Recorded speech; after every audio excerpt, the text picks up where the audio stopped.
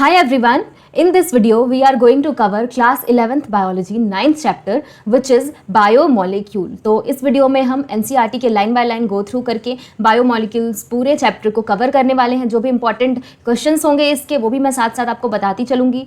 So without any delay let's start the video. सबसे पहली चीज़ कि इस चैप्टर में आपको जो टॉपिक्स पढ़ने हैं वो है how to analyze chemical composition, दूसरी है primary and secondary metabolites, biomacromolecules क्या होते हैं, प्रोटीन्स क्या होता है, पॉलीसैकेराइड्स क्या है, what is nucleic acid, structure of proteins को पढ़ेंगे एंड एंजाइम्स को पढ़ेंगे। ठीक है, सो बायोमोलिक्यूल्स का मतलब होता क्या है, what do you understand by biomolecules. ठीक है, सो बायो मतलब क्या होते हैं, लिविंग, ऑर्गेनिक। सो बेसिकली ये बायोमोलिक्यूल जो होगा, biomolecule will be organic molecule. ठीक है, ऑर्गेनिक मॉलिक्यूल होंगे। ऑर्गेनिक का मतलब क्या होता है, जिसमें कार्बन, ऑक्सीजन, हाइड्रोजन पाए जाते हैं। ठीक है, सो ये ऑर्गेनिक मॉलिक्यूल होंगे। इसका एग्जाम्पल बायोमोलिक्यूल का क्या होगा, कार्बोहाइड्रेट हो गया, प्रोटीन्स हो गए, लिपिड्स हो गए, न्यूक्लिक एसिड हो गया, ये जितने भी है ना, ये सारे क्या है, बायोमोलिक्यूल्स हैं। ठीक है, और ये लिविंग के लिए, लिविंग सेल के लिए बहुत ज़्यादा इम्पॉर्टेंट होता है। किसके लिए इम्पॉर्टेंट है, लिविंग सेल के लिए ये इम्पॉर्टेंट है। ठीक है, now coming to line by line हम इसको गो थ्रू करते हैं। There is a wide diversity in living organism in our biosphere. हमारे बायोस्फीयर में बहुत डाइवर्सिटी है लिविंग ऑर्गेनिज्म का, छोटे बड़े अलग अलग टाइप के ऑर्गेनिज्म हैं। Now question arise that in our mind all are living organism, जैसे जितने भी हैं are all living organism made of same chemicals. जितने भी लिविंग ऑर्गेनिज्म हैं सारे क्या एक ही केमिकल से मिलकर बने हुए हैं, एलिमेंट या फिर कंपाउंड से मिलकर बने हैं, एक ही एलिमेंट कंपाउंड से मिलकर बने हैं क्या। तो आपने केमिस्ट्री में पढ़ा होगा कि कैसे एलिमेंट का एनालिसिस परफॉर्म किया जाता है। ठीक है, सो यहाँ पे क्या पे बोल रहा है, if we perform such a analysis on plant tissue, तो हम अगर मान लो प्लांट टिश्यू पे कोई ऐसा एनालिसिस परफॉर्म करें या फिर एनिमल टिश्यू पे या फिर माइक्रोब पे ऐसा कोई एनालिसिस परफॉर्म करें, तो हम देखेंगे कि हमें कुछ एलिमेंट्स हैं ना वो तो मिलते ही हैं, जैसे कि कार्बन हो गए, हाइड्रोजन हो गया, ऑक्सीजन हो गया, जो मैंने आपको बताया कि ऑर्गेनिक मॉलिक्यूल होते हैं, कार्बन, हाइड्रोजन, ऑक्सीजन हो गया, या फिर कुछ अदर कुछ सेवरल अदर रेस्पेक्टिव कंटेंट, ये हमें सारे लिविंग टिश्यू के सेल के मास में देखने को मिलेगा। ठीक है, अब हम सेम एनालिसिस, अगर हम सेम एनालिसिस एक अर्थ का, एक क्रस्ट का टुकड़ा जिस पे परफॉर्म करें, जो कि क्या है, नॉन लिविंग है, उस पर परफॉर्म करेंगे, so we will obtain a similar list. हम कुछ इसी तरीके का लिस्ट को ऑब्टेन करेंगे। ठीक है, तो इसमें डिफरेंस क्या है फिर, जब अर्थ से भी, अर्थ के क्रस्ट के पीस से भी हम एनालाइज करें, उसको भी एनालाइज करें, तो सेम हमें कुछ ऐसी लिस्ट मिल रही है। So what is the difference, so यहाँ पे है no such difference could be made out. यहाँ पे कोई डिफरेंस नहीं में हम पहचान सकते हैं। All the element present in a sample of earth are also present in sample of living tissue. ठीक है, जो भी एलिमेंट है जो अर्थ के क्रस्ट पे प्रेजेंट है वो एक लिविंग टिश्यू के सैंपल में भी प्रेजेंट होगा। हाउएवर, लेकिन जब हम उसको क्लोजली एग्जामिन करेंगे, उसके रिलेटिव अबंडेंस ऑफ, मतलब कितना कार्बन है, कितना हाइड्रोजन है with respect to other element, तो वो लिविंग ऑर्गेनिज्म में ज़्यादा होगा देन इन द अर्थ। मतलब लिविंग ऑर्गेनिज्म में बेसिकली कार्बन, हाइड्रोजन, ऑक्सीजन ये जो होगा ये ज़्यादा होगा as compared to earth crust. ठीक है, ये पूरा कॉम्पोजिशन आपको टेबल नंबर 9.1 में दिया हुआ है, वो देखते हैं हम। सो this is the table number 9.1। इसमें एक तो दिया है कि percent weight of earth crust और ह्यूमन बॉडी, तो ये अर्थ क्रस्ट का इधर लिखा है और ह्यूमन बॉडी का इधर लिखा है। तो हाइड्रोजन की बात करें तो हाइड्रोजन अर्थ क्रस्ट के अंदर 0.14 है और हमारे बॉडी के अंदर 0.5 है। ठीक है, कार्बन की बात करें तो 0.03 है और हमारे बॉडी में 18.5 है। तो इसी तरीके से आप सारे एलिमेंट को देख लो कि कैसे प्रेजेंट हैं, अर्थ क्रस्ट में कितना, अर्थ क्रस्ट के सैंपल में कितना प्रेजेंट है और ह्यूमन के बॉडी में कितना प्रेजेंट है। ठीक है, now how to analyze chemical composition. Chemical composition को कैसे एनालाइज कर सकते हैं, so we can continue asking in the same way, what type of organic compound are found in living organism. हम किस टाइप ऑफ ऑर्गेनिक कंपाउंड को living organism में पाए जा सकते हैं, उसको हम देखने को मिल सकता है। ठीक है, how does one go about finding the answer, कैसे आंसर पता चलेगा, तो आंसर के लिए हमें केमिकल एनालिसिस को परफॉर्म करना पड़ेगा। केमिकल एनालिसिस में क्या करना होगा, हमें एक लिविंग टिश्यू को लेना होगा। अब वो लिविंग टिश्यू कुछ भी हो सकता है, या तो आप एक वेजिटेबल का पीस निकाल लो, ठीक है, या फिर एक छोटा सा पीस लिवर सेल का निकाल लो। ठीक है, ये कर लो। उसके बाद क्या करना है, आपको उसको ग्राइंड करना है। ग्राइंड करना है, उस ग्राइंड करते वक्त आपको ट्राइक्लोरो एसिटिक एसिड को मिलाना है। अब ग्राइंड कैसे करना है, मोटर और पेस्टल से, वो जो होता है ना जिसमें ग्राइंड करते हैं, घर पे मम्मी चटनी बनाती हैं इस तरीके से, उसको क्या कहते हैं मुझे याद नहीं आ रहा, ओखली, ओखली, ठीक है, छोटी वाली ओखली होती है ना, उसमें आपको मोटर और पेस्टल में उसको पीसना है। क्या पीसना है? एक पीस लेना है, या तो वेजिटेबल सेल का ले लो या लिवर के पीस का ले लो, उसको ग्राइंड करो। ग्राइंड करने के पहले उसमें ट्राइक्लोरो एसिटिक एसिड मिला लेना है। उसके बाद आपको एक थिक स्लरी मिलेगी, ठीक है। अब उस थिक स्लरी को आपको चीज़ क्लॉथ या फिर कॉटन क्लॉथ की मदद से, चीज़ क्लॉथ जैसे पनीर बनाते हैं ना, उस क्लॉथ की मदद से आपको ऑब्टेन कर लेना है। अब देखोगे आप, वी वुड ऑब्टेन 2 फ्रैक्शन, हम 2 फ्रैक्शन हमें मिलता है। एक तो फिल्टरेट है ना, और more technically the acid soluble pool, दो चीज़ मिल रहा है हमें। तो आपको 2 चीज़ें मिल रही हैं, एक तो फिल्टरेट मिल रहा है, ठीक है, जिसको एसिड सॉल्युबल पूल भी कह सकते हो, और दूसरा रेटेंटेट मिल रहा है, जिसको एसिड इनसॉल्युबल फ्रैक्शन भी कह सकते हो, ठीक है। अब देखो साइंटिस्ट ने क्या करा, scientist have found thousand of organic compound in the acid soluble pool. अब साइंटिस्ट ने हजारों ऑर्गेनिक कंपाउंड इसी एसिड पूल के अंदर पाया है। In higher classes you will learn about how to analyze a living tissue sample. Higher class में आप जाओगे तो पढ़ोगे कि कैसे एक लिविंग टिश्यू के सैंपल को एनालाइज करते हैं और आइडेंटिफाई करते हैं कि उसमें कौन से ऑर्गेनिक कंपाउंड पाए जा रहे हैं, ठीक है। इट विल सफाइस टू से here that one extract the compounds then subject the extract to various separation technique till one has separated a compound from all other compound। तो मतलब यहाँ पे ये कह रहा है कि मान लो कि एक कंपाउंड को एक्सट्रैक्ट किया गया और बाकी जो एक्सट्रैक्शन है ना, उसमें से आपको मान लो कुछ भी चाहिए होगा, एक फिक्स कंपाउंड आपको चाहिए होगा कि मुझे हाइड्रोजन ही चाहिए, मुझे कार्बन ही चाहिए, तो आपको उससे अमाउंट पता चल सकता है, ठीक है, एनालिसिस करने के बाद। इन अदर वर्ड आप कह सकते हो कि one isolate and purify a compound, मतलब कि एक आप आइसोलेट कर सकते हो या फिर प्यूरिफाई कर सकते हो एक कंपाउंड को, ठीक है। Analytical technique when applied to compound give us an idea of molecular formula. उसके बाद आपको एक मॉलिक्यूलर फार्मूला का आइडिया लग जाएगा और प्रोबेबल स्ट्रक्चर भी पता चल जाएगा कंपाउंड का। और इसके अलावा क्या यहाँ पे कह रहा है कि जितने भी कार्बन के कंपाउंड हैं जो कि हम एक लिविंग टिश्यू से पाते हैं, जो कि हमें एक लिविंग टिश्यू से मिलता है, उसी को हम बायोमोलिक्यूल्स कहते हैं। So basically biomolecules are organic molecules. जितने भी कंपाउंड हैं लिविंग टिश्यू से मिलता है जिसमें कि कार्बन के कंपाउंड पाए जाते हैं, दोज आर कॉल्ड बायोमोलिक्यूल्स, ठीक है। However, living organism have also got inorganic element and compound. अब लिविंग ऑर्गेनिज्म में इनऑर्गेनिक एलिमेंट और इनऑर्गेनिक कंपाउंड भी पाए जाते हैं, ठीक है। How do we know this, हमें कैसे पता चलेगा? So slightly different but destructive experiment has to be done. अब एक एक्सपेरिमेंट दूसरा है वो करना पड़ेगा। उसमें क्या है कि पहले एक स्मॉल लिविंग टिश्यू को आपको वे करना है, ठीक है। स्मॉल लिविंग टिश्यू को क्या करना है? वे करना है। वे करने के बाद क्या करना है? लिविंग टिश्यू में कुछ भी हो सकता है, या तो लिवर टिश्यू हो गया, तो लीफ का पत्ते का टिश्यू हो गया, और वो जो वेट होना चाहिए ना, वो वेट होना चाहिए, मतलब ड्राई होना चाहिए, ठीक है, एंड ड्राइड, ठीक है। 2 चीज़ें देखो आप, पहले तो वेट निकालेंगे, ठीक है, उसके बाद उसी टिश्यू को ड्राई करके उसका ड्राई वेट निकालेंगे। तो यहाँ पे आपको 2 वेट मिल जाएगा आपका, एक तो वेट वाला टिश्यू का, और दूसरा उसको ड्राई करके ओवन में माइक्रोवेव में ड्राई करके उसका दूसरा वेट निकालेंगे, ठीक है। अब ड्राई करोगे तो जितने भी वाटर होंगे टिश्यू में वो सारा क्या हो जाता है? इवापोरेट हो जाएगा, और उसके बाद जो रिमेनिंग मटेरियल होगा वो हमें ड्राई वेट देगा। सो रिमेनिंग मटेरियल क्या देगा? हमें ड्राई वेट देगा। तो ये इसका ड्राई वेट W2, जिससे हम WT से डिनोट करा है हमने, ठीक है। अब यहाँ पे क्या करा जा रहा है? Now if the tissue is fully burn, अब मान लो टिश्यू को जला दिया जाए तो जितने भी कार्बन कंपाउंड है वो सारे ऑक्सीडाइज हो जाएंगे और क्या बना लेंगे? CO2 water vapour. उसके बाद ये सारे रिमूव हो गए, ठीक है। उसके बाद जो बचा ना वो ऐश हो गया, राख बचा। जब बर्न टिश्यू पूरा उसको जला दिया जाए तब क्या बचा? ऐश बन गया।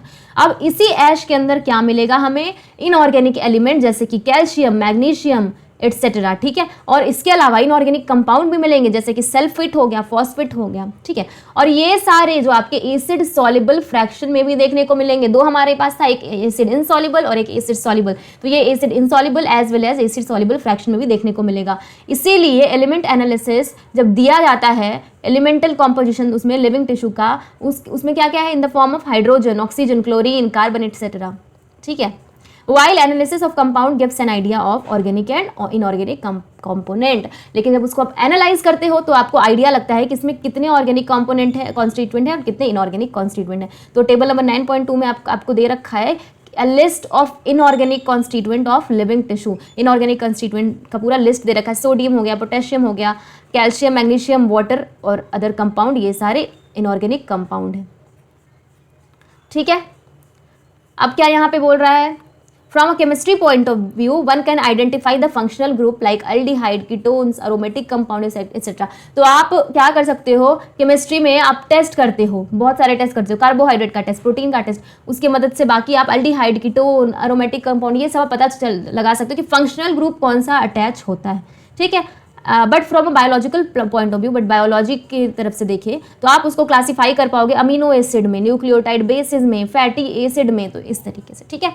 अब अमीनो एसिड क्या है, अमीनो एसिड क्या है, अमीनो एसिड भी ऑर्गेनिक कंपाउंड है, ठीक है। और इसी amino acid continue amino acid and acidic group substituent on same carbon. अब क्या होता है, ऑर्गेनिक कंपाउंड है अमीनो एसिड, उसमें क्या होगा, एक अमीनो ग्रुप होगा और एक एसिडिक ग्रुप होगा। एसिडिक ग्रुप जो है वो एज अ सब्स्टिट्यूएंट वर्क करेगा ऑन द सेम कार्बन, एक ही सेम कार्बन पे होगा, इसीलिए वो अल्फा कार्बन होगा। हेंस इसीलिए अमीनो एसिड जो, इसीलिए अमीनो और क्या कह सकते हैं इसको, अल्फा अमीनो एसिड भी कह सकते हैं। So basically they are substituted methane substituted methane होता है, ठीक है। There are 4 substituent group occupying the 4 valency position. इसमें क्या जो है 4 सब्स्टिट्यूएंट ग्रुप होंगे जो कि 4 वैलेंसी पोजीशन को ऑक्यूपाई करेंगे, जो कि होगा हाइड्रोजन कार्बोजाइल ग्रुप होगा, अमीनो एसिड होगा, और एक ग्रुप वेरिएबल होगा जो कि अल्काइल ग्रुप होगा। ये अल्काइल ग्रुप वेरिएबल होगा, उसी से आप बताओगे कि कौन सा अमीनो एसिड है। ये बहुत सारे अमीनो एसिड है, सिरीन है, लाइसिन है, ल्यूसीन है, आर्जिनिन है, सो उसी से ये आर ग्रुप से ही वेरी करेगा और आप उसको बता पाओगे कि कौन सा ये प्रोटीन बन रहा है, ठीक है, कौन सा अमीनो एसिड वहाँ पे आर पे अलग अलग होगा अल्काइल ग्रुप पे। However those which occur in protein are of 20 types. तो बेसिकली अमीनो एसिड जो प्रोटीन में होंगे 20 टाइप्स ऑफ अमीनो एसिड पाए जाते हैं। तो 20 टाइप ऑफ अमीनो एसिड में the R group in this proteinaceous amino acid could be a hydrogen हो सकता है ना, हाइड्रोजन, तो amino acid is called glycine, या फिर एक मिथाइल ग्रुप हो सकता है, मिथाइल ग्रुप हुआ आर की जगह पे तो एलेनिन हो गया। अब उसकी जगह पे हाइड्रोक्सी मिथाइल ग्रुप हो गया तो उसको हम सेरीन कहेंगे। इसी तरीके से 3 of the 20 are shown in figure 9.1। 9.1 में दिया हुआ है इस सारा, ठीक है। 3 दिया है ना 9.1 में, मुझे 9.1 क्यों नहीं दिख रहा है। 3 ऑफ 20 आर शोन इन 9.1। मैं पूरा टेबल एक अटैच कर दूंगी यहाँ पे, वो आप देख लेना, ठीक है। Now coming to the chemical and physical properties amino acid का क्या होता है। So basically the chemical and physical property of amino acid are essentially the amino carboxyl and the R functional group, वही है 3 चीजें। Based on the number of amino and carboxyl group, amino और carboxyl group का कितना number है, सो उसी के हिसाब से अमीनो एसिड एसिडिक हो सकता है। सो एसिडिक का एग्जांपल ग्लूटामिक एसिड है। तो एग्जाम में आपसे क्वेश्चन पूछते हैं कि example of acidic amino acid, ठीक है, तो क्या होगा वो ग्लूटामिक एसिड, ठीक है। बेसिक अगर पूछ लिया तो आप लाइसिन बोल सकते हो। न्यूट्रल क्या है, वैलिन है। सो एग्जाम में इस तरीके के क्वेश्चन आते हैं। सो न्यूट्रल अमीनो एसिड क्या हो गया, वैलिन हो गया। सिमिलरली इसी तरीके से कुछ ऐसे अरोमेटिक अमीनो एसिड भी होते हैं, जो टायरोसिन हो गया, ट्रिप्टोफैन हो गया और फिनाइल एलेनिन हो गया। So example of aromatic amino acids are tyrosine, phenylalanine and tryptophan, ठीक है। इसके अलावा क्या है यहाँ पे लिखा है, a particular property of amino acid is the ionisable nature. Ionisable nature होता है जो कि ये जो हमारा NH2 ग्रुप है और COH जो ग्रुप है इसकी वजह से होता है। Hence in the solution in different pH the structure of amino acid changes. इसीलिए अलग अलग pH में अमीनो एसिड का स्ट्रक्चर जो है वो चेंज होता है। यहाँ पे देखो B ज्वेटोरिक आयन है, B ज्वेटोरिक आयन है, नीचे हम पढ़ेंगे उसके बारे में, शायद नीचे नहीं है, ठीक है। ज्वेटर आयन है, यहाँ पे प्लस भी प्रेजेंट है और माइनस भी प्रेजेंट है, ठीक है। इसी की वजह से आयोनाइजेबल नेचर है, ठीक है, किसका, अमीनो एसिड का। सो ज्वेटोरिक आयन के बारे में पता यहाँ पे बताया नहीं गया, बट आप समझ जाओ प्लस भी यहाँ पे माइनस भी है, ठीक है। लिपिड के बारे में आप पढ़ते हैं। सो लिपिड क्या है, वाटर इनसॉल्युबल होता है, वाटर में मिल नहीं सकता है, उसको सिंपली आप फैटी एसिड भी हो सकता है। इसके पास एक कार्बोजाइल ग्रुप होगा और एक अल्काइल ग्रुप से, वो आर ग्रुप से अटैच्ड होगा। अब ये आर ग्रुप है वो या तो मिथाइल हो सकता है या तो इथाइल हो सकता है या फिर higher number of CH2 group भी हो सकता है, जिसमें कार्बन के नंबर ना 1 से लेके 19 तक वैरी कर सकते हैं। जैसे कि 1 से 19 तक में वैरी करेंगे। जैसे पामिटिक एसिड है जिसमें कि 16 कार्बन है, ठीक है, इंक्लूडिंग कार्बोजाइल कार्बन। और एराकिडोनिक में 20 कार्बन होते हैं। तो याद रखना, ये एग्जाम में आता है कि एराकिडोनिक में कितने होंगे, पैल्मिटिक में कितने कार्बन होंगे, ये याद रखना, इंक्लूडिंग द कार्बोजाइल कार्बन। अब देखो फैटी एसिड जो होगा वो 2 तरीके का हो सकता है, सैचुरेटेड जिसमें कि डबल बॉन्ड नहीं सिंगल बॉन्ड होगा, और अनसैचुरेटेड में एक या एक से ज्यादा बॉन्ड हो सकता है, ठीक है। उसके अलावा यहाँ पे देखो another simple lipid is glycerol, एक ग्लिसरॉल सिंपल लिपिड है विच इज ट्राईहाइड्रोक्सी प्रोपेन, ठीक है। मैनी लिपिड है both glycerol and fatty acid, कुछ लिपिड ऐसे होंगे जिसके पास दोनों होंगे, फैटी एसिड भी हो जाएंगे और ग्लिसरॉल भी हो जाएंगे। Here the fatty acid are found, यहाँ पे क्या होता है, फैटी एसिड जो फाउंड होता है वो एस्टरिफाइड होता है ग्लिसरॉल के साथ, ठीक है। अब वो या तो मोनोग्लिसराइड हो सकता है या डाइग्लिसराइड हो सकता है या फिर ट्राइग्लिसराइड भी हो सकता है। सो इसीलिए इसको या तो फैट या फिर ऑयल उसमें बांटते हैं। कैसे फैट और ऑयल में बांटेंगे, डिवाइड करेंगे on the basis of there melting point. So basically oil का जो मेल्टिंग पॉइंट होता है, ऑयल का मेल्टिंग पॉइंट वो होगा लो, ठीक है। जैसे एग्जाम्पल ऑयल का जिंजली ऑयल हो गया, और वो जो ऑयल है वो ऑयल ही रहता है विंटर में भी, ठीक है। But can you identify a fat from the market, market में जो कोई फैट मिल रहा है ऐसा आप उसको आइडेंटिफाई करके मुझे कमेंट सेक्शन में बताना, ठीक है। अब कुछ लिपिड ऐसे होते हैं जिसके पास फॉस्फोरस होगा और फॉस्फोराइलेटेड ऑर्गेनिक कंपाउंड भी पाया जाएगा, और ऐसे लिपिड को हम क्या कहेंगे, फॉस्फोलिपिड कहेंगे। So what is phospholipid, so the lipid which have phosphorus और phosphorylated organic compound are known as phospholipid. और फॉस्फोलिपिड कहाँ पे पाया जाता है, याद करो, सेल मेम्ब्रेन में, प्लाज्मा मेम्ब्रेन में पाया जाता है, ठीक है। उसके अलावा लेसिथिन इसका एक एग्जाम्पल है, ठीक है। Some tissue, especially the neural tissue, have lipid with more complex structure. So neural tissue के पास भी लिपिड होता है जिसका स्ट्रक्चर काफी ज्यादा कॉम्प्लेक्स होता है। अब देखो लिविंग ऑर्गेनिज्म के पास a number of carbon compound है in which heterocyclic ring can be found. Heterocyclic ring जो होते हैं वो फाउंड हो सकते हैं। उसमें कुछ नाइट्रोजनस बेसिस होंगे जैसे कि अडेनिन हो गया, गुआनिन हो गया, साइटोसिन हो गया, यूरेसिल और थाइमिन हो गया।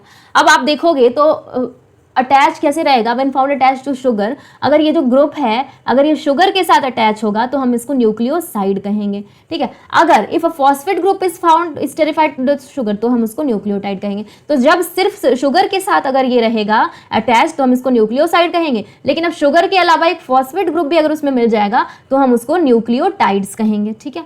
अब यहाँ पे एग्जाम्पल देख लो, अडीनोसिन, गुआनोसिन, थाइमिडीन, यूरिडीन, साइटिडीन, ये सारे एग्जाम्पल है आपके न्यूक्लियोसाइड के। सो एग्जाम्पल आप क्या आ सकते हैं, और न्यूक्लियोटाइड के जो एग्जाम्पल है वो है adenylic acid, thymidylic acid, guanylic acid, uridylic acid and cytidyllic acid. So these are example of nucleotides. So you have to remember the examples. It is important.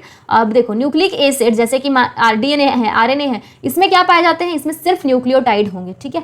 But यहाँ पे DNA और RNA जो है वो genetic material के जैसे function करेगा, ठीक है। यहाँ पे देखो शुगर का स्ट्रक्चर है, sugar carbohydrate is same thing, और उसको सैकराइड्स भी कहेंगे। तो अगर सैकराइड्स बोला जाए तो समझ जाना ये भी शुगर की बात हो रही है, ठीक है।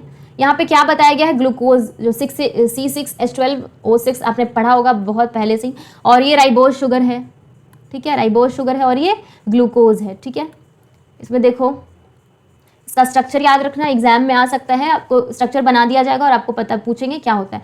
यहाँ पे आपको कुछ और स्ट्रक्चर अमीनो एसिड के दे रखे हैं, अमीनो एसिड में ग्लाइसिन, एलानिन और सेरीन का स्ट्रक्चर यहाँ पे आपको देखने को मिल रहा है। यहाँ पे फैटी एसिड जो पामेटिक एसिड है जिसमें कि 16 कार्बन होते हैं, वो देखो 1 कार्बन यहाँ पे है, यहाँ पे 14 कार्बन हो गया, 115 एंड देन यहाँ पे कार्बोजिलिक में 1, तो टोटल 16 कार्बन होते हैं पामेटिक एसिड में, ठीक है। ग्लिसरॉल का स्ट्रक्चर है यहाँ पे ट्राइग्लिसराइड आपको दिख रहा है जिसमें कि R1, R2, R3 ये 3 अलग अलग fatty, R1, R2 and R3 3 अलग अलग फैटी एसिड है। सो अलग अलग फैटी एसिड यहाँ पे देखने को मिल रहा है, R1 में अलग है फैटी एसिड, R2 पे अलग और R3 पे अलग, तो ये हेटेरो कंपाउंड है, ठीक है। उसके अलावा लेसिथिन का स्ट्रक्चर देखो, फॉस्फोग्लिसिस में फॉस्फेट आपको दिख रहा है यहाँ पे, ठीक है। फैट, कोलेस्ट्रॉल यहाँ पे देख रहे हो आप, फैट एंड ऑयल, लिपिड्स, ठीक है। बाकी यहाँ पे आपको क्या देखने के लिए मिलेगा, न्यूक्लियोसाइड और न्यूक्लियोटाइड। सो ये सारे स्ट्रक्चर को आप एक बारी अच्छे से बना लो नोटबुक में, इसको ऑब्जर्व करो। आपको अगर याद नहीं हो रहा है तो आप इसको वॉल पे चिपका लो और उसके बाद फिर आप इसको रोज रोज देखते रहोगे तो आपको समझ में आ जाएगा, ठीक है। बाकी इसको बहुत डिटेल में अगर पढ़ोगे तो आप केमिस्ट्री में पढ़ोगे तो आप इसको आपको याद भी हो जाएगा, स्ट्रक्चर खुद से बना भी पाओगे स्ट्रक्चर को, ठीक है।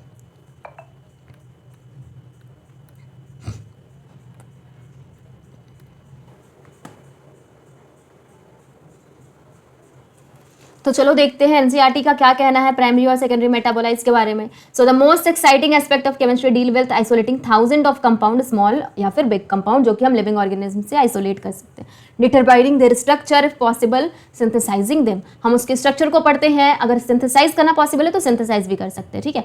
If one were to make a list, अगर एक लिस्ट बनाया जाए बायोमोलिक्यूल का, so such list would have thousand of organic molecule, जिसमें कि अमीनो एसिड भी हो सकता है, शुगर भी हो सकता है और भी बहुत सारे हो सकते हैं molecules for reason that are section in the given in section 9.10 उसमें क्या लिखा है कि we can call this molecule as metabolites. तो इनको हम मेटाबोलाइट्स के नाम से इन मॉलिक्यूल को हम जानते हैं, इसको कह सकते हैं। सो बेसिकली मेटाबोलाइट्स क्या होते हैं? मेटाबोलाइट्स जो हैं वो इंटरमीडिएट प्रोडक्ट होते हैं जो कि किसी भी मेटाबॉलिज्म के टाइम पे बनते हैं, ठीक है। सो मेटाबोलाइट्स आर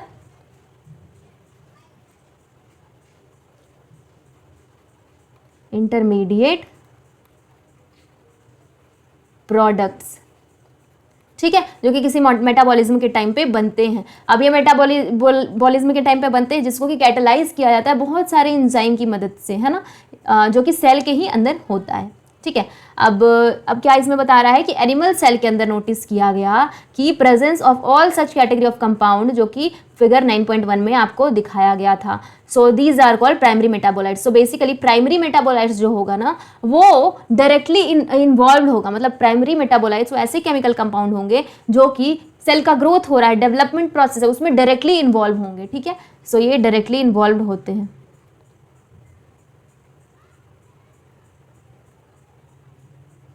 इनका डायरेक्टली इन्वॉल्वमेंट होता है। किस लिए डायरेक्टली इन्वॉल्वमेंट होता है? सो जो मेटाबॉलिक प्रोसेस है ना, जैसे कि मान लो रेस्पिरेशन हो गया, फोटोसिंथेसिस वगैरह हो गया, इसमें ये डायरेक्टली इन्वॉल्व होते हैं। However, when one analyze plant, fungal cell and microbial cell, one would see thousands of compound other than this primary compound metabolite। तो प्राइमरी मेटाबोलाइट के अलावा भी होता है वो सेकेंडरी मेटाबोलाइट होता है। सेकेंडरी मेटाबोलाइट का एग्जाम्पल याद रखना, और ये एग्जाम में बहुत ज़्यादा पूछा जाता है। तो सेकेंडरी मेटाबोलाइट अल्कलॉइड्स हो गया, फ्लेवोनॉइड्स हो गया, rubber, essential oils, antibiotics, coloured pigment, scent, gum, spices. So these are secondary metabolite. Secondary metabolite यहाँ पे एग्जाम्पल आपको दिख रहा है। ये आपसे पूछा जाता है कि अल्कलॉइड्स कौन सा है, तो मॉर्फिन, कोडीन, पिगमेंट क्या है, कैरोटेनॉइड, एंड ये सारे सेकेंडरी मेटाबोलाइट के एग्जांपल। एसेंशियल ऑयल में लेमन ग्रास, टॉक्सिन में एब्रीन, रिसिन, लेसिटिन क्या है, कॉनकैनावेलिन ए, ठीक है। ड्रग्स में विनब्लास्टीन, करक्यूमिन, और पॉलीमेरिक सब्सटेंस में rubber, gum, cellulose. So these are example of secondary metabolites. So basically secondary metabolites है ये ऐसे कंपाउंड है जो प्रोड्यूस किए जाते हैं by an organism that are required for primary metabolic process. जो कि प्राइमरी मेटाबॉलिक प्रोसेस में रिक्वायर्ड होता है, वो जो है वो ऑर्गेनिज्म के द्वारा प्रोड्यूस किया जाता है, ठीक है। While primary metabolite have identifiable function and play known role in normal physiological process, we do not at the moment understand the role of function of secondary metabolite in the host organism. So basically यहाँ पे लिखा नहीं है function, but मैं आपको बता देती हूँ कि बेसिकली सेकेंडरी मेटाबोलाइट्स भी होते हैं, वो एंड प्रोडक्ट के जैसे ट्रीट किए जाते हैं। Secondary metabolites are consider to be the end product of primary metabolites, ठीक है। So many of the useful metabolite, secondary metabolite जो हमारे वेलफेयर के लिए यूजफुल होता है, वो रबर हो गया आपका, ड्रग्स है, स्पाइसेस है, सेंट्स एंड पिगमेंट्स है, ठीक है। और इसके अलावा some secondary metabolites have ecological importance, कुछ ऐसे भी है जिनका इकोलॉजिकल इंपॉर्टेंस होता है, हमने वो इन द लेटर चैप्टर बाद में पढ़ना है, ठीक है। Now coming to bio macro molecules. क्या होता है बायो मैक्रो? मतलब जिसको आप नेकेड आई से देख सकते हो मॉलिक्यूल, ठीक है। There is one feature common to all those compound found in the acid soluble pool. अब देखो एसिड सॉल्युबल पूल था, एक एसिड इनसॉल्युबल पूल था। तो एसिड सॉल्युबल पूल में एक चीज़ जो है वो पाया गया क्या कि उसका मॉलिक्यूलर वेट जो है वो 18 to 800 डाल्टन के अराउंड लाई करता है, ठीक है, जितने भी एसिड सॉल्युबल पूल में। और एसिड इनसॉल्युबल फ्रैक्शन में 4 टाइप ऑफ ऑर्गेनिक कंपाउंड पाए गए, जो कि प्रोटीन है, न्यूक्लिक एसिड है, पॉलीसैकेराइड और लिपिड्स है, ठीक है। ये याद रखना कि एसिड इनसॉल्युबल में 4 टाइप ऑफ ऑर्गेनिक कंपाउंड पाए गए, which were protein, nucleic acid, polysaccharide and lipids. So basically these classes of compound with the excretion of lipid have molecular weight in the range of 10,000 dalton and above. और ये जो compound है ना, इनका जो molecular weight होगा ये 10,000 Dalton से भी ऊपर होगा। सो बेसिकली इनका मॉलिक्यूलर वेट क्या होगा? 10,000 डाल्टन से भी ऊपर होगा। अब देखो, for this very reason biomolecules that is chemical compound found in living organism are of 2 type. इसीलिए बायोमोलिक्यूल्स जो केमिकल कंपाउंड है ना लिविंग ऑर्गेनिज्म में, वो 2 टाइप का हो गया। एक जिसका मॉलिक्यूलर वेट जो है वो लेस देन 1000 डाल्टन, इसका मॉलिक्यूलर वेट 1000 डाल्टन से कम होगा ना, 1000 डाल्टन से, उसको हम कहते हैं माइक्रोमोलिक्यूल्स, ठीक है, या फिर सिंपली बायोमोलिक्यूल्स कहते हैं। लेकिन जिसका जो which are found in acid insoluble fraction, acid insoluble fraction में जो पाया गया था, जिसका वेट कितना है, एसिड इनसॉल्युबल फ्रैक्शन में पाया गया था, जो कि मैक्रोमोलिक्यूल्स होता है, जिसको कि हम बायो मैक्रोमोलिक्यूल्स कहते हैं। This can be visible from our naked eyes too. ठीक है। अब ये जो मॉलिक्यूल्स है ये इनसॉल्युबल फ्रैक्शन में पाया जाता है with the exception of lipid are polymeric substance, ठीक है। Then why do lipid whose molecule weight do not exceed 800 dalton. अब देखो इसमें एक एक्सेप्शन है, वो लिपिड है, ठीक है। सो लिपिड जो है इनसॉल्युबल फ्रैक्शन में पाया जाता है, बट इसका वेट 800 डाल्टन होता है, ठीक है। 10,000 डाल्टन से ऊपर नहीं होता है। क्यों? That is macromolecular fraction. तो बेसिकली लिपिड जो है वो स्मॉलर मॉलिक्यूलर वेट होता है इसका, और ये जो है ये not present as such but also arrange into structure like cell membrane and other membrane, ठीक है। अब आप क्या करो, अगर आप एक टिश्यू को ग्राइंड करो, एक सेल को ग्राइंड करो, तो उसमें सेल का स्ट्रक्चर डिसरप्ट हो जाता है, टूट जाता है, ठीक है। Cell membrane and other membrane are broken into pieces, सब पीसेस में बढ़ जाते हैं, और उसके बाद क्या बनाते हैं, form vesicles which are not water soluble, vesicle बना लेंगे जो कि वाटर सॉल्युबल नहीं होते हैं। इसीलिए ये मेम्ब्रेन के फ्रैगमेंट होते हैं इन the form of vesicle get separated along with the acid insoluble pool. इसीलिए एसिड इनसॉल्युबल पूल में ये क्या हो जाते हैं, सेपरेट हो जाते हैं, अलग अलग हो जाते हैं, ठीक है। And hence in the molecular fraction, और सेम मैक्रोमोलिक्यूलर फ्रैक्शन में भी lipid are not strictly macromolecular, lipid strictly macromolecule नहीं है बट स्ट्रिक्टली मैक्रोमोलिक्यूल नहीं है, बीच बीच में पाया जाएगा, ठीक है, बीच बीच में इसको कहेंगे। The acid soluble pool represent रफली the cytoplasmic composition. So acid soluble pool में क्योंकि सेल टूट गया है, सेल मतलब इसको ग्राइंड किया गया, टूट गया, तो इसमें बेसिकली साइटोप्लाज्म का कॉम्पोजिशन ही दिखता है ना। द मैक्रोमोलिक्यूल फ्रॉम साइटोप्लाज्म, जो साइटोप्लाज्म से मैक्रोमोलिक्यूल हो गया या फिर ऑर्गेनल्स हो गया, वो क्या होते हैं, वो एसिड इनसॉल्युबल होते हैं, ठीक है। सो together they represent the entire chemical composition of tissue और ऑर्गेनिज्म। सो पूरी टिश्यू की या इंटायर लिविंग टिश्यू की कॉम्पोजिशन को ये बताता है। इन समरी में अगर देखें तो if we represent the chemical composition of a living tissue from a abundance point of view and arrange them class wise, we observe that the water is the most abundant chemical in the living organism. हमें जैसे यहाँ पे देखो average composition of cell बताया गया है, उसमें arrange किया गया है on the basis of their percentage in the cellular mass. तो वाटर सबसे ज्यादा है, देन प्रोटीन है, then carbohydrate, then lipid, then nucleic acid and then ion है, ठीक है। इसी के साथ आपका ये बायो मैक्रोमोलिक्यूल कंप्लीट होता है। कमिंग टू प्रोटीन्स, प्रोटीन सब पढ़ेंगे हम।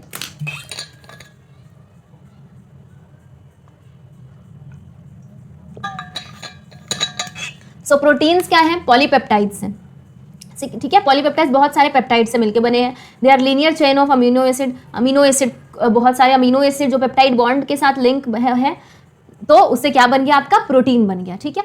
अब हर एक पॉलीमर प्रोटीन का होगा, उसमें क्या होता है, अमीनो एसिड होता है। और मैंने पहले भी बताया था कि there are 20 type of amino acid, जिसमें alanine, cysteine, proline, tryptophan, serine, lysine, ये सब होता है। सो ये हुआ। अब protein is a heteropolymer, protein heteropolymer होगा and not a homopolymer, homopolymer नहीं होगा, मतलब अलग अलग अमीनो एसिड होंगे। ऐसा नहीं कि एलानिन है तो एलानिन के ही सारे जितने भी वहाँ पे जो बॉन्ड जितने भी सारे मिलके एलानिन मिलके बनाएंगे, ऐसा नहीं होगा, वो मिक्सचर होगा, इसलिए इसको हेटेरोपॉलीमर कहा जाएगा। ये homopolymer has only one type of monomer, same एक टाइप ऑफ मोनोमर होगा। अगर एलानिन है तो सारे एलानिन होगा, तो ऐसा नहीं होगा, सारे मिक्स होंगे, ठीक है। Repeating the n number of times, ठीक है। This information about the amino acid content is important as later in your nutrition lesson you will learn and certain amino acid are essential for our health. So हमें उस amino acid को diet के through लेना पड़ता है, हम आगे के चैप्टर में हम पढ़ेंगे, ठीक है।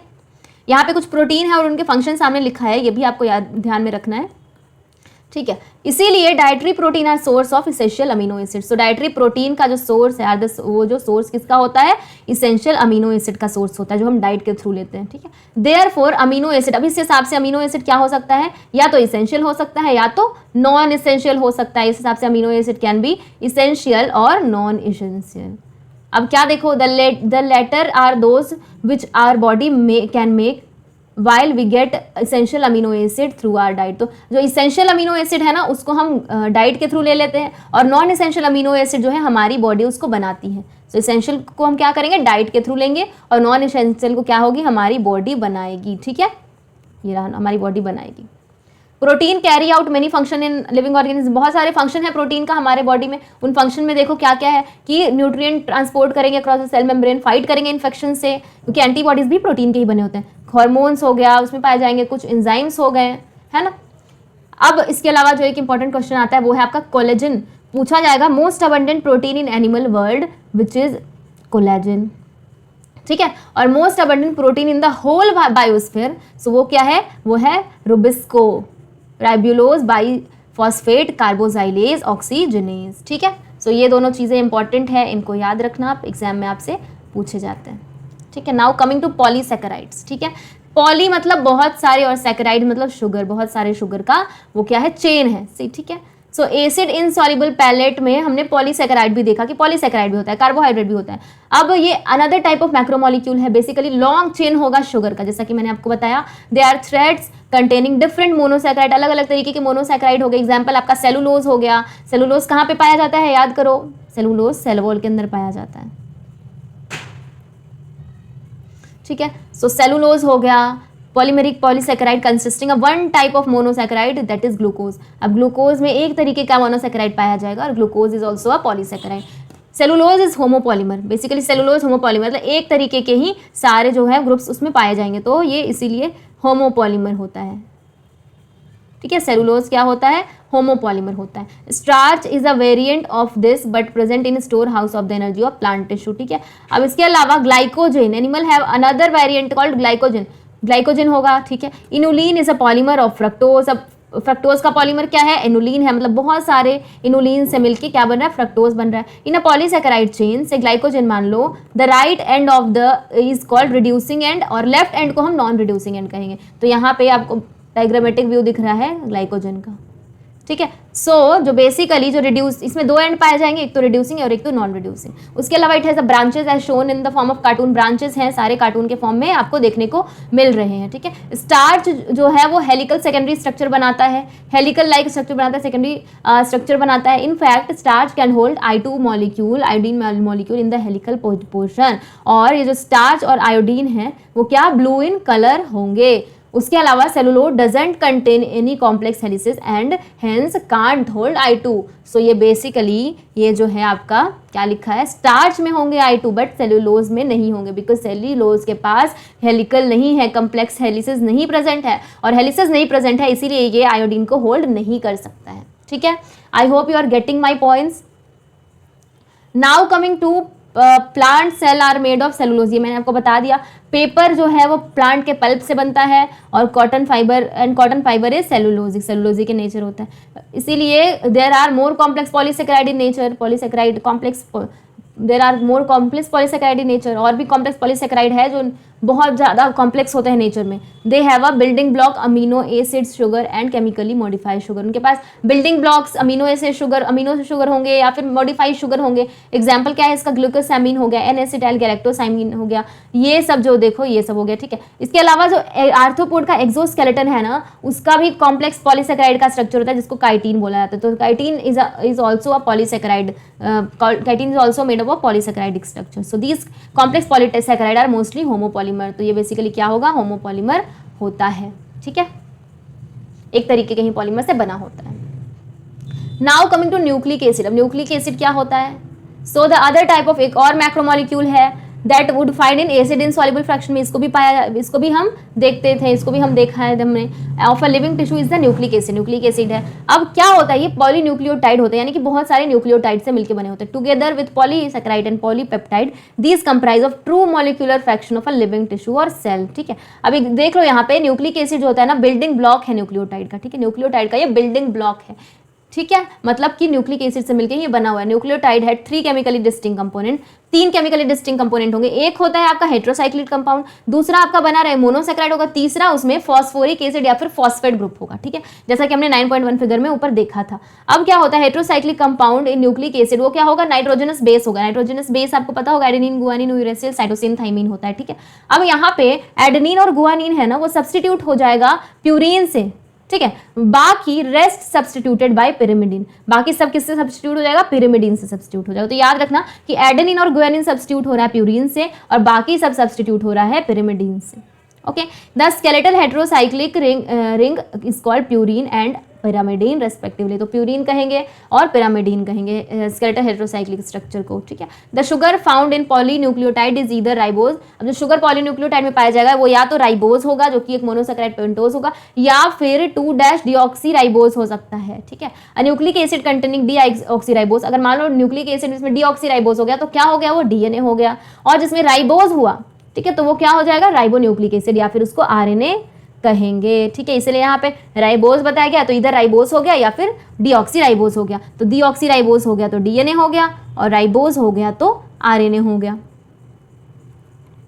ठीक है। चलो अब बढ़ते हैं हम अपना अगला topic which is structure of protein. Protein का स्ट्रक्चर कैसा होगा? सो पहले हमने पढ़ा कि प्रोटीन हेट्रोपॉलीमर होगा, यानी अलग अलग पॉलीमर से मिलकर बना होगा, जो किसमें कि बहुत सारे स्ट्रिंग होते हैं अमीनो एसिड के। अब स्ट्रक्चर जो होता है मॉलिक्यूल का means different thing in different context. अब वो स्ट्रक्चर जो मॉलिक्यूल का होगा means different thing in different context, ठीक है।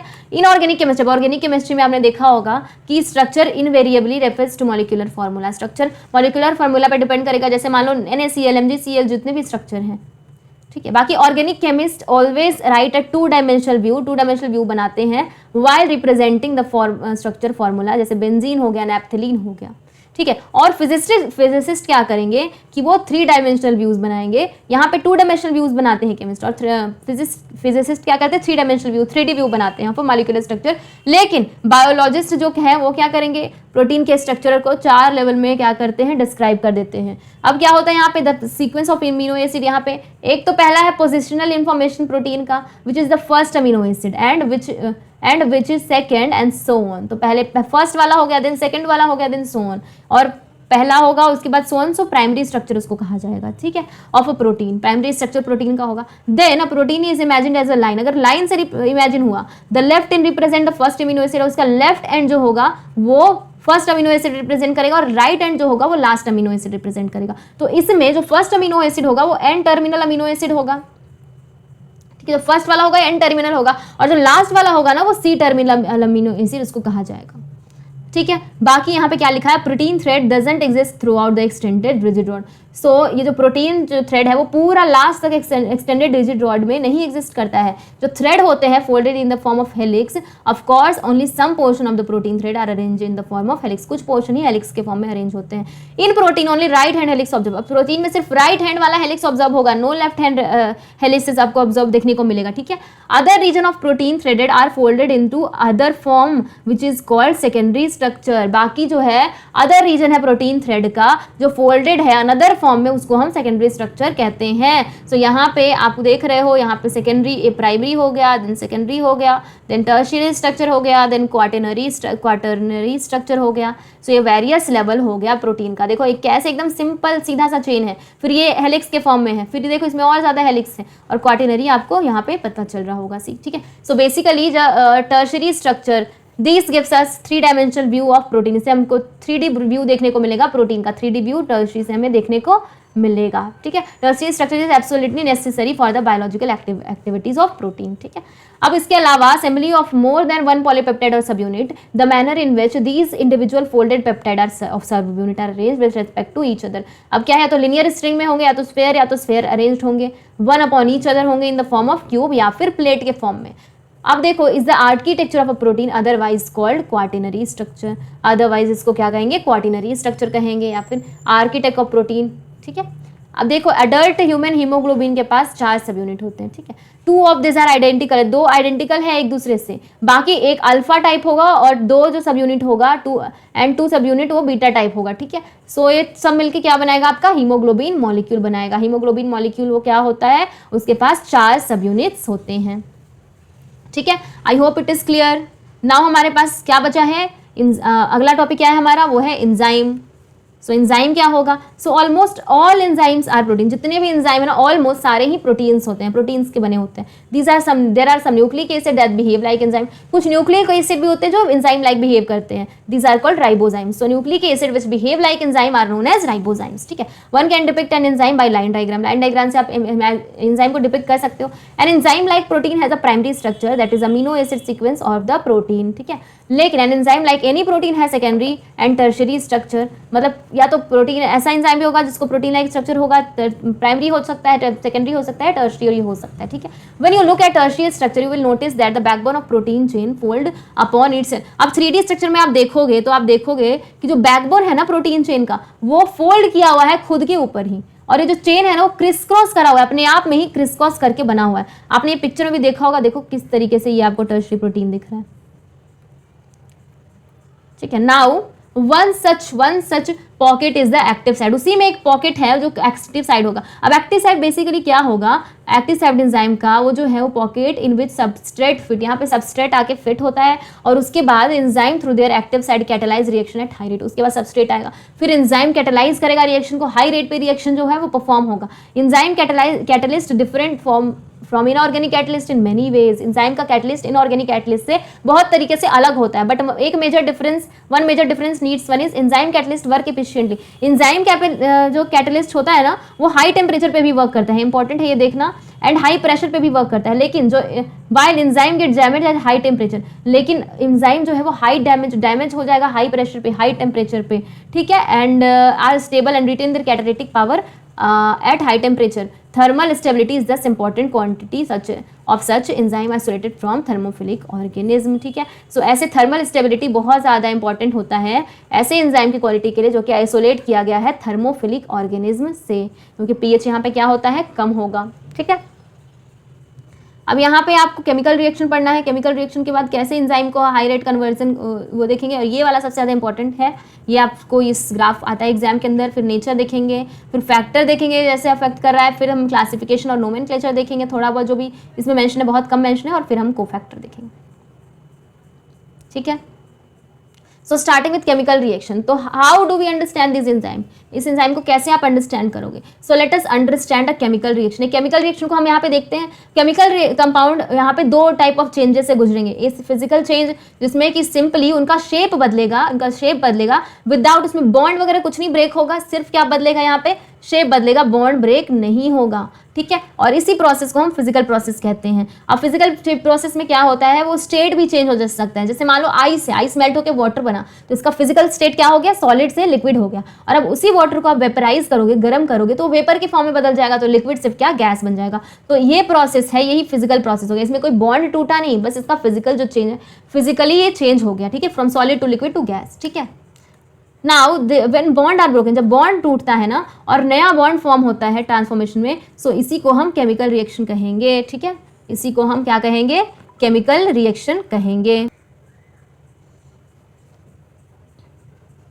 ठीक है। अब यहाँ पे हमें क्या दिख रहा है, एंजाइम एक देखो, सो यहाँ पे BaOH2 दिख रहा है, BaOH2 को बेरियम हाइड्रोक्साइड कहेंगे, और H2SO4 दिख रहा है, फिर BaSO4 और 2H2O दिख रहा है। तो यहाँ पे क्या हो रहा है कि जो हमारा H2SO4 जो BA यहाँ पे जो H2SO4 में SO4 है वो आके हमारे बेरियम से क्या हो गया है, हमारे बेरियम के साथ केमिकली रिएक्ट कर लिया है, ठीक है। उसके बाद यहाँ पे 2 मॉलिक्यूल ऑफ वाटर भी हमें देखने को मिल रहा है। सो बेसिकली ये इनऑर्गेनिक केमिकल रिएक्शन है। Similarly hydrolysis of starch into glucose inorganic chemical reaction भी होता है। सो रेट ऑफ फिजिकल और केमिकल प्रोसेस जो है वो रेफर क्या होता है, क्या कहते हैं, amount of product form per unit, ठीक है। Amount of product form per unit को हम कैसे एक्सप्रेस कर सकते हैं, रेट ऑफ प्रोडक्ट को कैसे एक्सप्रेस कर सकते हैं, यहाँ पे हम P/T से हम इसको एक्सप्रेस कर सकते हैं, ठीक है। अब यहाँ पे और क्या दे रहा है, rate can also be called velocity if the direction is specified. अगर मान लो डायरेक्शन स्पेसिफाइड है तो इस रेट को हम वेलोसिटी भी कह सकते हैं। Rate of physical chemical process जो है वो टेम्परेचर के द्वारा इन्फ्लुएंस होता है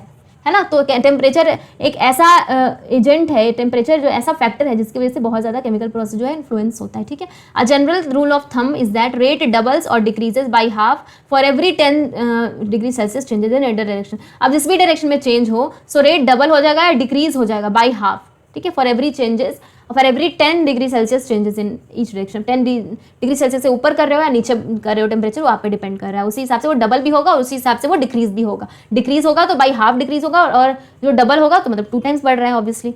सो catalysed reaction proceed at rates vastly higher than the uncatalysed one. So catalysed reaction जो है ना वो हायर रेट से प्रोसीड होगा क्योंकि उसमें कैटेलाइज्ड है ना, कैटेलाइजेशन हो रहा है, अनकैटेलाइज में नहीं हो रहा catalysation. So when enzyme catalyse the reaction are observed, so यही एंजाइम यहाँ पे कैटलिस्ट का काम कर रहा है, और the rate would be vastly higher than the same but uncatalysed reaction. अब यहाँ पे एग्जाम्पल देखो, यहाँ पे जब कैटेलाइज एक एंजाइम को ऐड किया गया विच इज कार्बोनिक एनहाइड्रेज, सो देखो कार्बन डाइऑक्साइड प्लस वाटर तो क्या बना, कार्बोनिक एसिड यहाँ पे बन गया, ठीक है। अब यहाँ पे क्या बोल रहा है कि in the absence of any enzyme reaction slow होगा क्योंकि एंजाइम क्या कैटलिस्ट के जैसा काम कर रहा है। With about 200 molecule of H2CO3 being formed in are However, by using the enzyme present within the cytoplasm carbonic anhydrase, the reaction speed dramatically with about 600 molecules. अब जहाँ पे 200 molecules बन रहा था वहाँ पे 600 नहीं है, ये 6 lakhs molecules being formed every second. जहाँ पे 200 molecule बन रहा था वहाँ पे 6 lakh molecules हर एक सेकेंड बन रहा है. सो एंजाइम जो है एक्सेलरेट करा है इस रिएक्शन को 10 मिलियन टाइम से, ठीक है. और एंजाइम का पावर आपने यहाँ पे देख लिया कि कितना ज़्यादा पावरफुल है. There are thousand of enzyme such catalysing unique chemical और मेटाबॉलिज्म रिएक्शन. तो बहुत सारे एंजाइम है जो अलग अलग केमिकल या फिर मेटाबॉलिज्म रिएक्शन को क्या कहते हैं, कैटलाइज करते हैं, ठीक है. यहाँ पे देखो ग्लूकोज से कैसे 2-पायरुविक एसिड बन रहा है. ये कौन सा प्रोसेस है, ये बेसिकली ग्लाइकोलिसिस है. ग्लाइकोलिसिस के पूरे 10 स्टेप आप पढ़ोगे नहीं, पढ़ोगे आप प्लांट वाले चैप्टर में, प्लांट रेस्पिरेशन वाले चैप्टर में आप पढ़ने वाले हो, ठीक है. कैसे ग्लूकोज से पायरुविक एसिड बनेगा, ठीक है, विच इज ग्लाइकोलाइसिस, ठीक है. Is the actual pathway in which glucose becomes 2-पायरुविक एसिड थ्रू 10 डिफरेंट एंजाइम. हाँ, 10 स्टेप होगा जिसमें कि 10 अलग अलग एंजाइम होंगे और कैटलाइज करते हैं मेटाबॉलिक रिएक्शन पे. व्हेन यू स्टडी, देखो सेम रेस्पिरेशन क्लास 12 में भी पढ़ोगे तो हाँ, प्लांट फिजियो के अंदर ये पढ़ोगे आप, जहाँ पे आप इन रिएक्शन को अच्छे से पढ़ोगे. कौन कौन सा हेक्सोकाइनेज यूज हो रहा है, इनोलेज यूज हो रहा है, जो भी एंजाइम यूज हो रहा होगा ग्लाइकोलाइसिस में, वो सारा आप पढ़ोगे, ठीक है.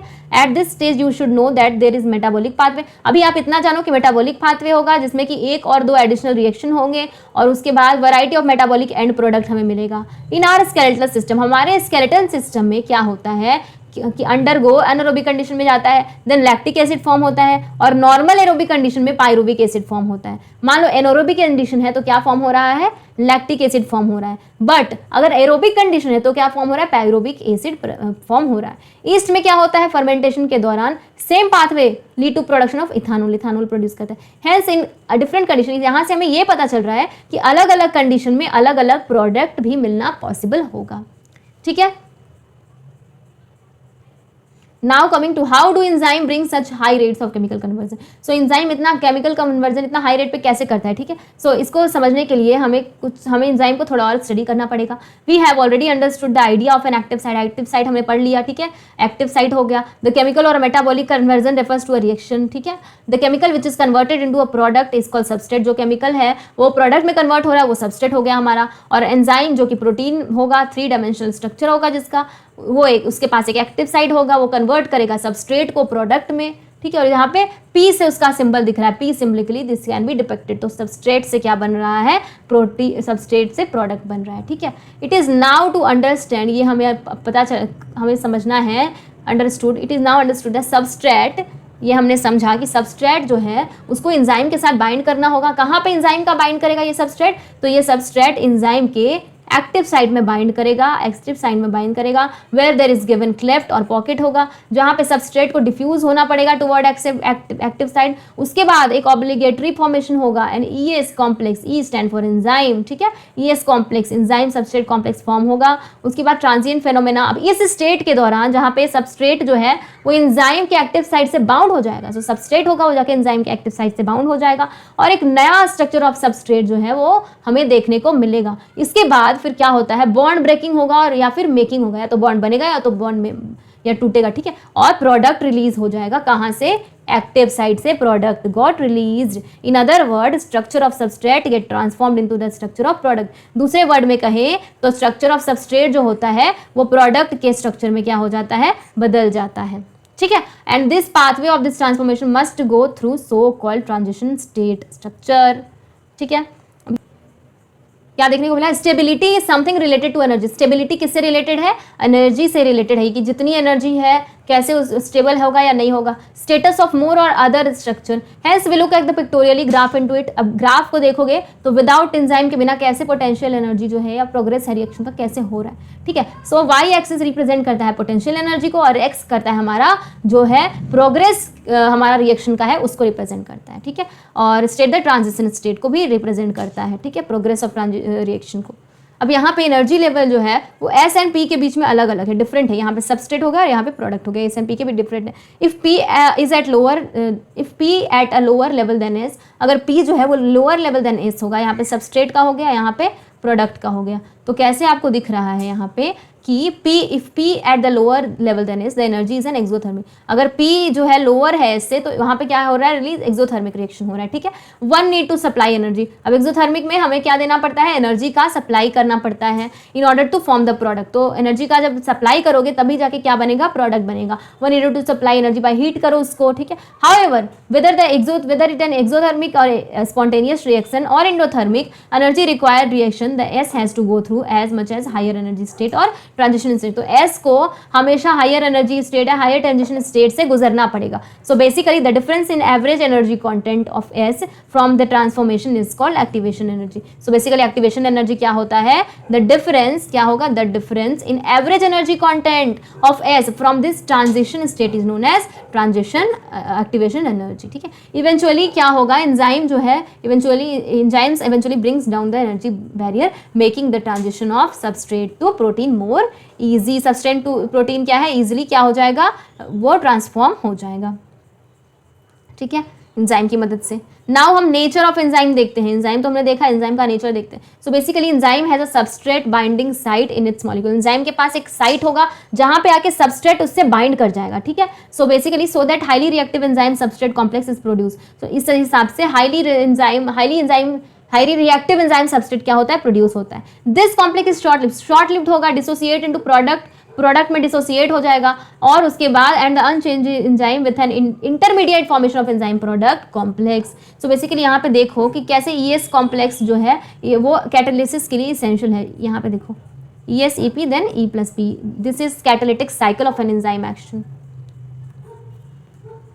यहाँ पे देखने को मिलेगा। सो कैटालिटिक साइकिल में हम क्या देखेंगे, पहले तो सबस्ट्रेट जाके बाइंड करेगा एक्टिव साइड से, किसकी एक्टिव साइड से, एंजाइम के एक्टिव साइड से, फिट करेगा एंजाइम के एक्टिव साइड में। उसके बाद जब binding of the substrate induce, जैसे ही बाइंड होगा तो इंड्यूस करता है एंजाइम को, ताकि एंजाइम अपना शेप को अल्टर करे और टाइटली फिट हो जाए सबस्ट्रेट के अराउंड, ठीक है। उसके बाद एंजाइम का जो एक्टिव साइट है now in close proximity of substrate break the chemical bond, फिर केमिकल बॉन्ड तोड़ेगा सबस्ट्रेट का और new enzyme product complex form करेगा, ठीक है। अब देखो फिर क्या होता है, जब एंजाइम रिलीज करेगा product of the reaction product को, और free enzyme is ready to bound with another molecule, फिर एंजाइम जो फ्री है वो अनदर मॉलिक्यूल के साथ बाइंड करेगा and run through the catalytic cycle, और इसी तरीके से कैटालिटिक साइकिल जो है वो चलती रहेगी, ठीक है। अब यहाँ पे देखना है आपको कि कौन कौन से ऐसे फैक्टर हैं जो एंजाइम की एक्टिविटी को अफेक्ट करते हैं, ठीक है। तो बेसिकली यहाँ पे पहला फैक्टर है टेम्परेचर और pH, दूसरा कॉन्सेंट्रेशन सबस्ट्रेट का यहाँ पे फैक्टर हो गया। तो ये दोनों चीज़ें आप याद रखना, और हम पढ़ते हैं इसको लाइन बाय लाइन, एक बार गो थ्रू करते हैं, ठीक है। So the activity of an enzyme can be affected by change in condition which can be alter the tertiary structure of protein. तो बेसिकली टेम्परेचर की वजह से, pH की वजह से जो है चेंज हो जाएगा आपके सबस्ट्रेट का कॉन्सेंट्रेशन या फिर बाइंडिंग ऑफ स्पेसिफिक केमिकल जो कि इस एक्टिविटी को रेगुलेट कर रहा है, ठीक है। अब यहाँ पे देखोगे अगर, तो एंजाइम जो है वो जनरली कैसे फंक्शन करता है, नैरो रेंज ऑफ टेम्परेचर, मतलब एक एंजाइम को कुछ टेम्परेचर की रिक्वायरमेंट होती है कि या तो 30 to 40, 40 to 50, I am just giving an example. इस तरीके से कुछ नैरो रेंज चाहिए होता है एंजाइम को वर्क करने के लिए, नैरो रेंज ऑफ टेम्परेचर और pH भी, ठीक है। अब हर एक एंजाइम ना हाईएस्ट शो अपना जो हाईएस्ट एक्टिविटी वो शो करती है अपने ऑप्टिमम टेम्परेचर और ऑप्टिमम pH पे, मतलब उसका जो पर्टिकुलर टेम्परेचर अगर उसको आप दोगे एंजाइम को या ऑप्टिमम pH दोगे एंजाइम को, तो वो एंजाइम अपना हाईएस्ट मतलब अपना सबसे बेस्ट तरीके से वो क्या करेगी, वर्क करेगी, ठीक है। Activity decline below and above the optimum line. अब मान लो कि अगर मान लो एक्टिव नहीं रहेगी एंजाइम, क्यों नहीं एक्टिव रहेगी, अगर मान लो ज़्यादा pH दे रहे हो आप या कम pH दे रहे हो उसके ऑप्टिमम लेवल से, या फिर ज़्यादा टेम्परेचर दे रहे हो कम टेम्परेचर दे रहे हो, तो इस हिसाब से जो है वो एंजाइम अपना जो है एंजाइम एक्टिविटी को तोड़ देगा, मतलब एंजाइम अच्छे से परफॉर्म नहीं कर पाएगी, और जब एंजाइम अच्छे से नहीं परफॉर्म कर पाएगी तो जो प्रोटीन है वो डीनेचर हो जाएगा, ठीक है, हीट की वजह से। अब दूसरी चीज़ क्या है जो अफेक्ट करती है एंजाइम की एक्टिविटी को, which is concentration of substrate. Substrate का कॉन्सेंट्रेशन कैसा है, so with the increase of substrate concentration, जैसे सबस्ट्रेट का कॉन्सेंट्रेशन इंक्रीज होगा सो वेलोसिटी जो होता है एंजाइमेटिक एक्टिविटी का वो भी राइज करेगा, ठीक है। सबस्ट्रेट का कॉन्सेंट्रेशन जैसे यहाँ पे देखो pH और टेम्परेचर का यहाँ पे दिख रहा होगा आपको कि कैसे pH जो है वो इंक्रीज कर रहा है इस वजह से, और यहाँ पे आपके substrate concentration of enzymatic activity भी आपको दिख रहा है, ठीक है। This is because the enzyme molecule are fewer than the substrate molecule and after saturation this molecule there are no free enzyme molecule to bind with additional surface. तो जब जैसे मान लो कि एंजाइम जो है एंजाइम में मॉलिक्यूल है वो बहुत कम होते हैं, ठीक है, सबस्ट्रेट मॉलिक्यूल से कम होते हैं और सैचुरेशन के बाद बहुत कम मॉलिक्यूल बचते हैं, फ्री एंजाइम मॉलिक्यूल बचते हैं ताकि वो और एडिशनल सबस्ट्रेट के साथ बाउंड हो पाए। So basically the activity of enzyme is also sensitive to the presence of specific chemical that bind to the enzyme. तो इस पर भी डिपेंड करेगा कि कौन सा केमिकल उस एंजाइम से बाइंड कर रहा है, इस पर भी एंजाइम की एक्टिविटी डिपेंड करेगी। अगर when the binding of the chemical, अगर बाइंडिंग जो केमिकल का है shuts of the enzymatic activity, मान लो कि ऐसे केमिकल के साथ बाइंड कर लिया कि एंजाइमेटिक एक्टिविटी ही उसका खत्म हो जा रहा है, तो हम इस प्रोसेस को इनहिबिशन कहेंगे। और केमिकल जो अगर मान लो इनहिबिट कर रहा है, जो केमिकल इनहिबिट कर रहा है, क्या इनहिबिट कर रहा है? एंजाइमेटिक एक्टिविटी को, उस केमिकल को हम इनहिबिटर कहते हैं।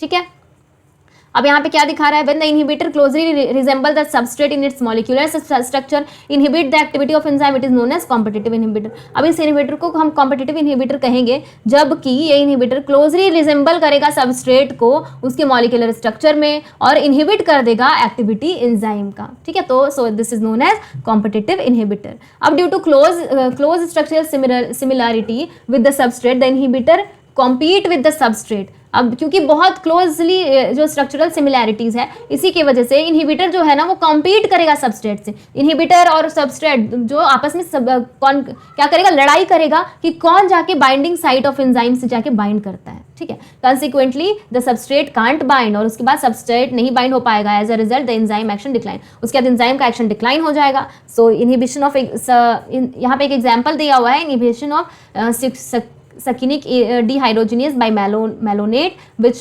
closely resemble the substrate succinate in structure। ठीक है, अब जो ये इनहिबिशन है सक्यूनेक डिहाइड्रोजिनेज का जो कि मैलोनेट के द्वारा किया जाता है, वो किसके स्ट्रक्चर को रिजेंबल करता है? कौन से सबस्ट्रेट के स्ट्रक्चर को? वो सक्यूनेट के स्ट्रक्चर को रिजेंबल करता है। सो ऐसे जो कॉम्पिटिटिव इनहिबिटर होते हैं ये मेनली यूज किए जाते हैं बैक्टीरियल पैथोजन के कंट्रोल करने में, क्योंकि क्या करेगा? ये एंजाइमेटिक एक्टिविटी को रोकेगा, है ना। तो ये अच्छी बात है कि पैथोजन के वहाँ पे एंजाइमेटिक एक्टिविटी को रोकेगा ताकि पैथोजन जो है वो डिवाइड नहीं कर पाए, है ना, इसीलिए। Now coming to last topic हमारा है क्लासिफिकेशन, इसके बाद को फैक्टर भी है ना। So basically classification and nomenclature of enzyme, कैसे क्लासिफाई और नोमेनक्लेचर किया जाएगा, बहुत शॉर्ट में इसमें दिया हुआ है तो ये काफ़ी बड़ा टॉपिक बट इसमें शॉर्ट में दे रखा है। 1000 of enzyme has been discovered, isolated and study, बहुत सारे एंजाइम डिस्कवर हुए, आइसोलेट हुए और स्टडी किए गए, जिसमें कि most of this enzyme has classified into different group. इसमें से बहुत सारे एंजाइम अलग अलग ग्रुप में क्लासीफाई किए गए हैं on the basis of type of reaction they catalyse, मतलब किस तरीके की रिएक्शन ये करते हैं उसके बेसिस पे। सो बेसिकली यहाँ पे 6 क्लासेज हैं, each with 4 to 13 subclass are named according to by their 4 digit number. ठीक है, यहाँ पे पहला आप देखोगे तो ऑक्सीडो रिडक्टेज है या फिर डिहाइड्रोजिनेज है। तो इसमें क्या होता है? एंजाइम जो कि कैटलाइज करेगा ऑक्सीडो रिडक्शन को। ठीक है, ऑक्सीडो रिडक्शन को जो करेगा, जो कि 2 सबस्ट्रेट के बीच में, उसको हम क्या कहेंगे? डिहाइड्रोजिनेज कहेंगे। देखो यहाँ पे एक ऑक्सीडाइज हो रहा है, एक रिड्यूस हो रहा है, और फिर क्या यहाँ पे देखो सबस्ट्रेट से प्रोडक्ट बन रहा है। ठीक है, उसके अलावा क्या है यहाँ पे? ट्रांसफरेज है। तो ऐसे एंजाइम कैटलाइज करेगा catalysing transfer of group G other than hydrogen. इसमें जो ग्रुप होगा ना वो अदर देन हाइड्रोजन हो गया between the pair of S and H dash. Example देखो, ठीक है, यहाँ पे जी क्या है?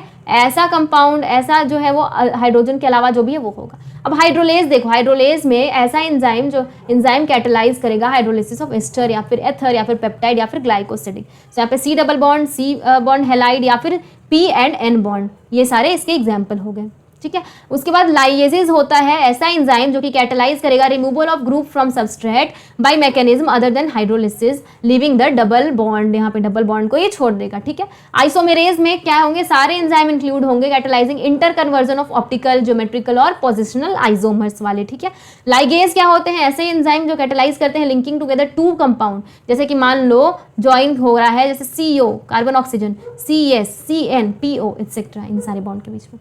ठीक है, आप देखो कोफैक्टर क्या होता है? So basically enzyme are composed of 1 और सेवरल पॉलीपेप्टाइड चेन, एक से ज्यादा पॉलीपेप्टाइड चेन का बना होगा enzyme. However there are number of cases in which non protein constituent are called cofactor. So basically मान लो कि ऐसे there are number of cases, ऐसा केसेस होता है जहाँ पे नॉन प्रोटीन कंस्टिट्यूट होता है। पहले तो यहाँ पे क्या लिखा है? एंजाइम आर कंपोज्ड ऑफ 1 और several polypeptide chain, but at the time जब कि there are number of cases जहाँ पे नॉन प्रोटीन कंस्टिट्यूट करेगा उसको हम कहेंगे कोफैक्टर। बेसिकली कोफैक्टर जो है एंजाइम के साथ बाउंड करेगा और बाउंड करके क्या कहेगा, एंजाइमेटिक कैटालिटिकली एक्टिव, उसको एक्टिव करेगा, ठीक है। इन दिस इंस्टेंस, इस इंस्टेंस में प्रोटीन जो है, प्रोटीन पोर्शन जो एंजाइम का होता है उसको हम एपो एंजाइम कहेंगे। So apoenzyme is the protein portion of the enzyme. So basically 3 kind of cofactor यहाँ पे आइडेंटिफाई होगा। 3 kind of cofactor is important. पहला क्या है, प्रोस्थेटिक ग्रुप, दूसरा है कोएंजाइम एंड तीसरा है metal ion. So prosthetic group क्या होता है, prosthetic group are organic compound and are distinguished from other cofactor that is highly, जो कि टाइटली बाउंड रहेगा एपो एंजाइम के साथ। सो प्रोस्थेटिक ग्रुप जो है बहुत टाइटली बाउंड होगा एपो एंजाइम के साथ। एग्जाम्पल जो है वो इसका एग्जाम्पल देख लो, प्रोस्थेटिक का एग्जाम्पल जो है वो है पेरोक्साइडेज एंड कैटलेज, ठीक है। ये क्या करता है, जो कैटलाइज करेगा, ब्रेक डाउन करेगा हाइड्रोजन, जो ब्रेक डाउन करेगा, किसका ब्रेक डाउन करेगा, हाइड्रोजन पेरोक्साइड का वाटर और ऑक्सीजन में, ठीक है। Haem is the prosthetic group and it is a part of active site of enzyme, ठीक है। इसके अलावा कोएंजाइम सेकंड हमारा, पहला हमारा प्रोस्थेटिक ग्रुप था, दूसरा कोएंजाइम, ये भी ऑर्गेनिक कंपाउंड है बट देयर एसोसिएशन, इनका एसोसिएशन जो एपोएंजाइम के साथ है वो ट्रांजिएंट है, मतलब बदलते रह सकता है, usually occurring during the course of catalysis. बस इनका जो बॉन्ड है, इनका जो एसोसिएशन है अपोएंजाइम के साथ वो कब होता है, कैटालिसिस के टाइम पे। Further coenzyme serve as cofactor, उसके बाद कोएंजाइम जो है कोफैक्टर के जैसे सर्व करता है in a number of different enzyme catalysed reaction. बहुत अलग अलग एंजाइम कैटालाइज्ड रिएक्शन होता है उनमें, ठीक है। अब essential chemical component of many coenzyme क्या होते हैं उनके, निकोटिनामिडीन हो गए, एडेनिन डाई न्यूक्लियोटाइड हो गए, नेड और NADP, ठीक है, जो कि विटामिन नायासिन को कंटेन करते हैं, ठीक है।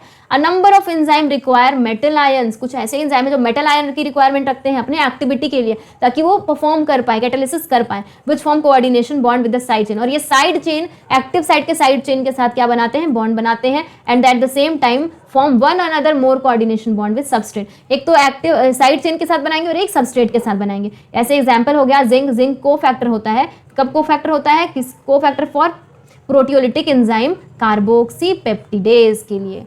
अब क्या होगा, कैटालिटिक एक्टिविटी है ना वो लूज हो जाएगा अगर अगर अगर कोफैक्टर को रिमूव कर दिया जाए एंजाइम से, तो ठीक है। तो एंजाइम के साथ कोफैक्टर का रहना बहुत क्रूशियल है, जो कि टेस्टिफाई करेगा और एक क्रूशियल रोल प्ले करता है कैटालिटिक एक्टिविटी के लिए। So basically cofactor are important thing which is required to carry out catalytic activity. सो यहाँ पे हमारा कोफैक्टर भी खत्म होता है। सो आई होप आपको ये जो पूरा चैप्टर है, मैंने जो line by line go through किया है, इस चैप्टर को आपने केमिस्ट्री में भी पढ़ा होगा, है ना। ये सारे ग्राफ्स हैं वो इंपॉर्टेंट है, स्पेशली ये वाला ग्राफ एग्जाम में काफ़ी बार आता है। सो ये याद रखना आप, और बाकी कोई भी डाउट होगा ना वो आप कमेंट सेक्शन में बता देना। ये जो सीरीज़ मैंने चलाई है ये बेसिकली इसीलिए मैंने किया है क्योंकि बच्चे खुद से NCERT पढ़ते नहीं हैं। सो आओ आप मेरे साथ NCERT पढ़ो, मैं आपको लाइन बाय लाइन समझाऊंगी। जो भी डाउट्स आएंगे आप उसको कमेंट सेक्शन में डाल सकते हो, और वीडियो अच्छी लगी हो तो वीडियो को लाइक करके ज़रूर जाना। इसके अलावा चैनल को सब्सक्राइब कर लेना फॉर अपकमिंग वीडियोज़, क्योंकि आगे और भी वीडियोज़ आएंगी। सो इसी के साथ thank you so much for watching.